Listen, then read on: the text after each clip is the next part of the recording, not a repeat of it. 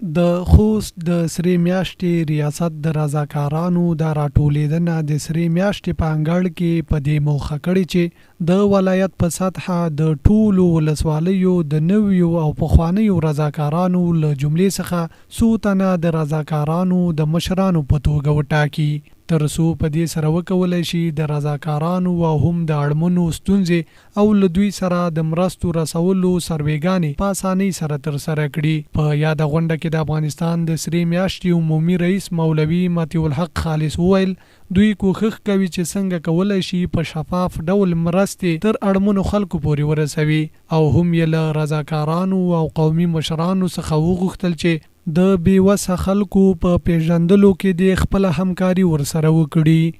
موږ چې کوم نوی پروګرام شروع کړی هغه دا دی چې موږ کوشش کوو چې د ټول ولسونو نمایندګان د موږ سره په مشورو کې شریک شي. موږ د هرې ولسوالۍ نه 15 کسان قومي مشران علماو مخورو تعلیم یافتهو کې دغسې د هرې ناحیې نه په ښار کې 3 کسان را اخلو دونه د شوراګانو سیستم جوړوو تر څو پورې دغه ولسونو مشران د ولسونو غږ موږ ته راورسوي او کوم چې زموږ مسؤلیت دی په دې کې مسؤلیت کې دوی راسره شریک شي د کومک په ولس کې که لرې که نږدې پرتو سیمو کې هغه نهایي ناداره خلکو ته ورسیږي او همدارنګې د نهایي مجبوره خلکو غږ زموږ ته دروازې پورې راورسیږي. بل خوا بیا د خوست د سری میاشتې رئیس د اړمنو خلکو په پیژندلو او هم هغوی سره په مرستو رسولو کې د رضاکارانو همکاري ډیره مهمه وبلله.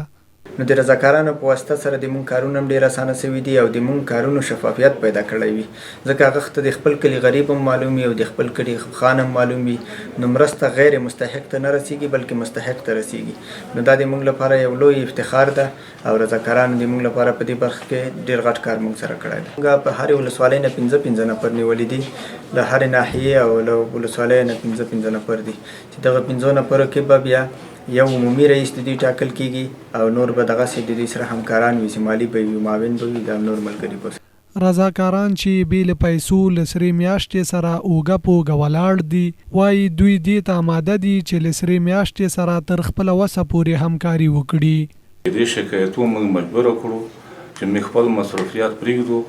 که کومه ورځ یا په میاشت کې 1 یا 2 وره دې سری میاشتې موږ نه غوښتنه وکړه نو موږ به د خلکو سره دا همکاري کوو رضاکار به وو تر څو دغه مرستې په ښه شان سره ورسېږي. شخصي جیبونه پرېږدي خلک یې پوره د کونډې یتیمې پوره دغه کور شروع کړي د دې دپاره چې دغه خلک تشویق دپاره تاسو هغه وخت تشویق یې د خلک دا رښتیا دو چې لږ لږ دا څه شی په یار کې لکه دغه چې وي د خلک چې کوم شی روشي د خلکو ته ورسېږي په صحیح معنا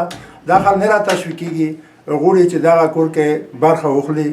یاد دی وی چې په خوست ولایت کې تر 800 پورې ځوانان او هم عمر خوړونکي خلک له سری میاشتې سره په رضاکارانه ډول کار کوي چې وخت نا وخته د سری میاشتې له لوري په مادي او معنوي ډالیو هم نازول کیږي.